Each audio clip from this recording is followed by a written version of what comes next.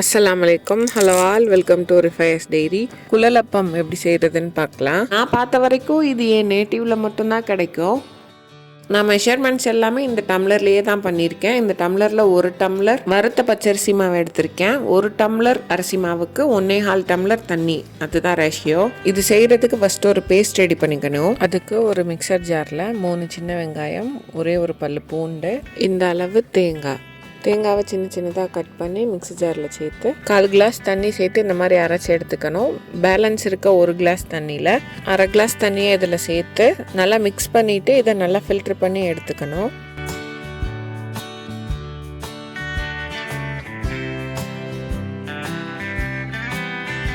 இதை நல்லா ஃபில்டர் பண்ணி எடுத்ததுக்கப்புறம் மீதம் இருக்க 1/2 கிளாஸ் தண்ணியும் இதில் சேர்த்து கூடவே 1/4 டீஸ்பூன் மஞ்சள் தூள் சேர்த்து நல்லா கலந்து விட்டு வச்சுக்கணும்.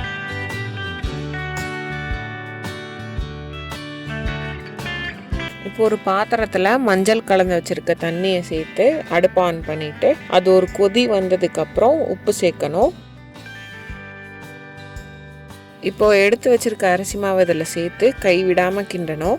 இல்லைன்னா மாவு சாஃப்டாக வராமல் அங்கங்கே கெட்டி கெட்டியாக நின்றுடும். இந்த 1 கிளாஸ் அரிசி மாவு 125 கிராம் இருந்தது. இந்த மாதிரி மாவு ஒன்று சேர்ந்து வந்ததுக்கப்புறம் இன்னொரு பாத்திரத்துக்கு மாற்றி கை பொறுக்கிற சூடு வந்ததுக்கப்புறமா இதில் 1 டீஸ்பூன் எண்ணெய் சேர்க்கணும். 1 டீஸ்பூன் எள்ளு, கூடவே 1/2 டீஸ்பூன் ஜீரகம் சேர்க்கணும். எல்லாம் ஒன்றா சேர்ந்து மாவோட மிக்ஸ் ஆகுற மாதிரி நல்லா பிசையணும்.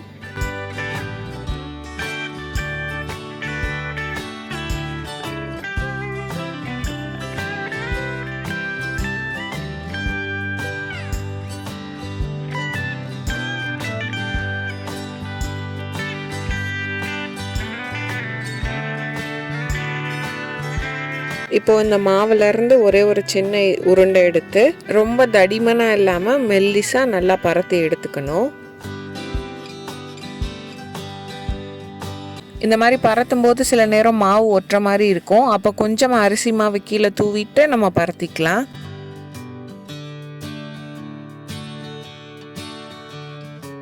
இந்த அளவு மெல்லிசா பரத்துனதுக்கப்புறம் ஒரு மூடி இல்லைன்னா ஏதாவது ஒரு ரவுண்ட் ஷேப்பில் இருக்கிறத வச்சு இதிலேருந்து அச்சு எடுத்துக்கணும். ஷார்ப்பான எட்ஜஸ் இருக்க மாதிரி பார்த்து எடுத்துக்கோங்க. நான் எடுத்திருக்க மூடியில் ஷார்ப்பான எட்ஜஸ் இல்லை, அதனால் நான் ஷேப் பண்ணுறதுக்காக சுற்றும் போது எட்ஜஸில் உள்ள மாவெல்லாம் கொஞ்சம் தடிமனாச்சு.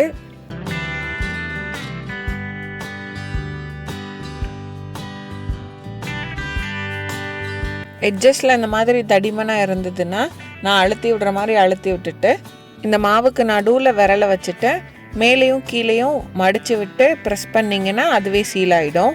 இதுதான் குழலப்பமோட ஷேப்பு. இதே மாதிரி மற்ற மாவையும் பரத்தி கட் பண்ணி இந்த ஷேப்பில் எடுத்து வச்சுக்கலாம்.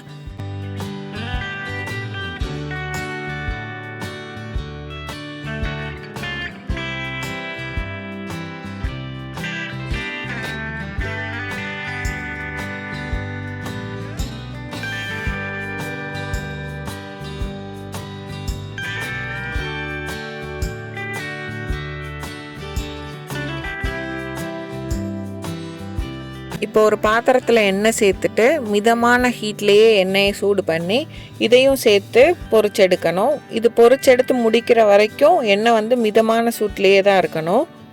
எல்லோவிஷாக தானே இருக்குன்னு கொஞ்சம் விட்டுட்டாலும் செவந்துடும். அதனால கரெக்டாக செவக்கிறதுக்கு முன்னாடி பார்த்து எடுத்துடணும்.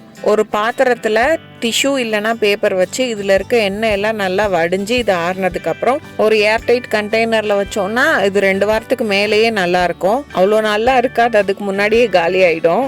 ட்ரை பண்ணி பார்த்துட்டு எப்படி இருந்ததுன்னு கமெண்ட்ஸில் சொல்லுங்கள். இந்த வீடியோ உங்களுக்கு பிடிச்சிருந்ததுன்னா ரிஃபயர்ஸ் டைரிக்கு லைக் பண்ணுங்கள், சப்ஸ்கிரைப் பண்ணுங்கள், ஷேர் பண்ணுங்கள்.